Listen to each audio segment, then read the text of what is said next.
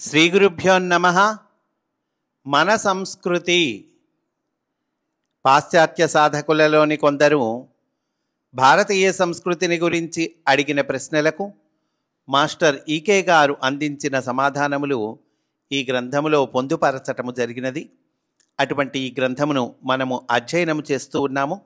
అందులో భాగంగా ఈరోజు ప్రశ్న, గురువు సరి అయినవాడా కాడా అని తెలుసుకొనుట ఎట్లు అనగా మాస్టారు సమాధానము చెబుతూ ఉన్నారు. తత్వములు వ్యక్తులుగా గుర్తింపబడుట తరచుగా జరుగుతుంది. గురువును ఒక వ్యక్తిగా మాత్రమే అర్థం చేసుకున్న వారికే ఇట్టి ఇబ్బంది ఎదురవుతుంది. అంతేకాక చాలామంది యోగులు అని పిలువబడేవారు తమను తాము గురువులుగా సమాజానికి ఎరుకపరచుకొని తమ సేవలను అందించటానికి సిద్ధంగా ఉన్నారు. ఇతరులలోని గురుత్వాన్ని కనిపెట్టాలనే కుతూహలం కలవారిని వీరు ఆకర్షిస్తారు. ఎవరిని ఆకర్షిస్తారండి? ఇతరులలో గురుత్వాన్ని కనిపెట్టాలి అనే కుతూహలం ఉన్న వాళ్ళని ఆకర్షిస్తారట. మన గురువు మనకు తటస్థపడటము అనేది మన ఆవశ్యకతను బట్టి సంభవిస్తుంది, కానీ కుతూహలాన్ని బట్టి కాదు. మనకు బాగా కుతూహలం ఉంది, గురువుగారెవరని, దాన్ని బట్టి కనిపించటం ఉండదండి.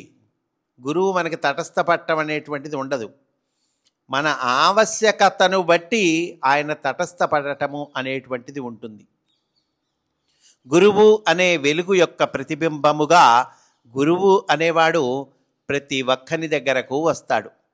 అంతవరకు తనకు అవ్యక్తముగా ఉన్న తన గురువును పూర్తిగా నమ్మిన శిష్యునిగా ఆయనకై వేచి ఉండటమే శిష్యుని కర్తవ్యము. పరిపక్వత కలిగే వరకు అందరూ గురువుల చేత నిర్దేశింపబడిన మార్గము గురువు మాత్రమే. ఆ మార్గము ఏదైతే ఉందో, మంచి మార్గం అనేటువంటిది అది గురువు మాత్రమే అంటున్నారు. ఆ మంచి మార్గాన్ని మనం ఫాలో అవ్వాలి ఎప్పుడు? పరిపక్వత కలిగే వరకు అంటున్నారు. తెలుసుకొనుట కాక సాధన చేయుటమే మన కర్తవ్యము. అందువలన మనకు తెలిసిన దానిని ఆచరించుటలో మనకు గల రుజుత్వమును బట్టి గురువు మనను సమీపించును. ఊరికే తెలుసుకుంటే సరిపోలా, ఆ తెలుసుకున్న దాన్ని మనం ఆచరణలో పెట్టాలి. ఆ తెలుసుకోవటం, ఆచరణలో పెట్టటము, ఈ ప్రాసెస్లో ఉన్న రుజుత్వము అంటే ట్రాన్స్పరెన్సీ, దానిని బట్టి గురువు మనల్ని సమీపిస్తాడండి, కనిపిస్తాడు మనకి. గురువు సూటిగా మనలను చేరుటకు వలసిన బాటను ఇది ఏర్పరచును. ప్రతి ఒక్కరి విషయంలో కూడా సద్గురువు తన శిష్యుని గుర్తించగలడు, కానీ శిష్యుడు మాత్రము గురువు అనుమతి లేనిదే అతన్ని చూడలేడు. ఈ లోపున అమాయకులైన సామాన్య జనులకు తమ సేవలను అందించువారమని చెప్పుకొని బలవంతముగా వారిపై గురుత్వము వహింప చూసేవారు చాలామంది తయారగుదురు. ఈ విధముగా తమను తామే గురువులుగా చెప్పుకునే వారి బారి నుండి రక్షింపబడాలంటే కుతూహలమును విడనాడాలి. నేను నీకు గురువును అని ఎవరైనా చెప్పినట్లయితే అతడు గురువు కాడని తెలుసుకొనవలెను. ఇక్కడ మనకి మాస్టారు గురువుగా ఎవరిని గుర్తించుకోవాలి, మనము ఎట్లా, ఎవరు గురువు కాదు అనేటువంటి పాయింట్స్ ఇచ్చారండి.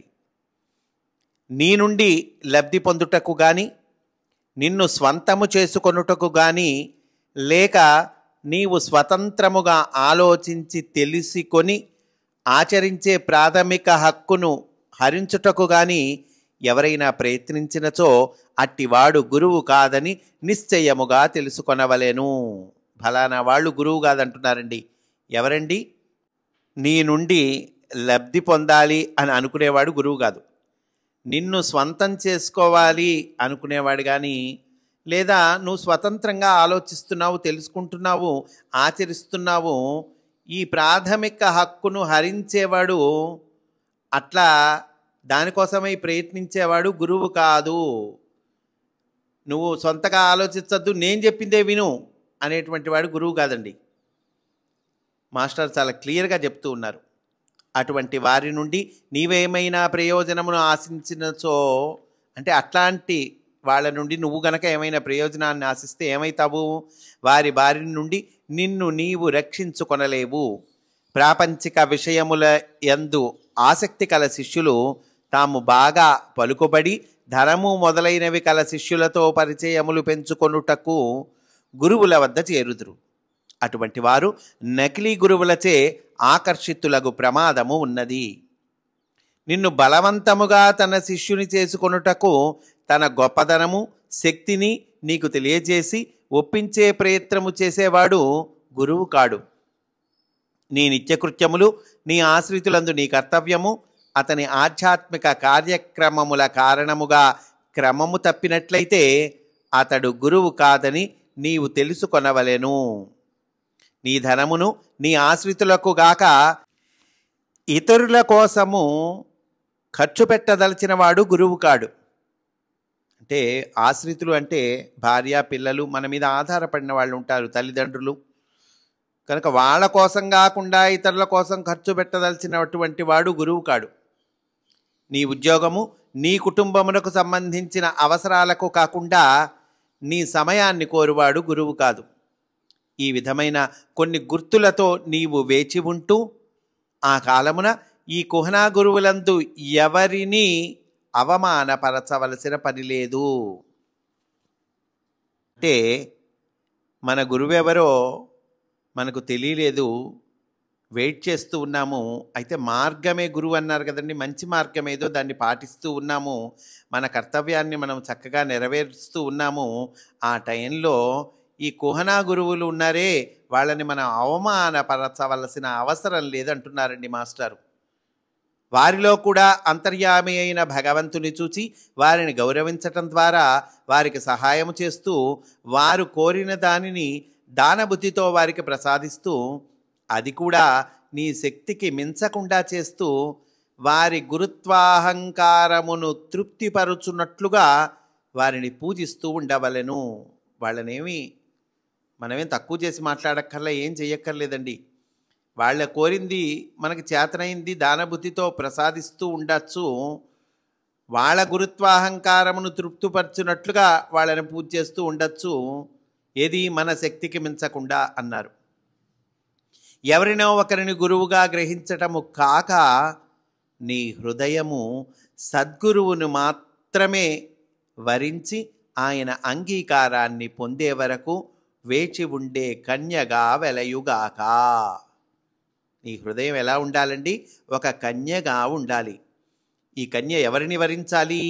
సద్గురువుని మాత్రమే వరించాలి అంటున్నారు. అనాది నుండి అంగీకరింపబడిన మార్గము పట్ల నీ గౌరవ భావము, ప్రతి ఒక్కరి యందు భగవంతుని దర్శించుటకు వలసిన నీలోని విశ్వప్రేమ, నీ కర్తవ్యమును సక్రమంగా నెరవేర్చుట మొదలైన అంశములే నీ గురువుగా ఉన్నట్లయితే ఈ సద్గుణములే ఒక భౌతిక రూపము దాల్చి నీ గురువుగా భూమిపైకి దిగివచ్చి నిన్ను ఉద్ధరించును. కనుక మన కర్తవ్యం ఏంటో చెప్పారండి చక్కగా.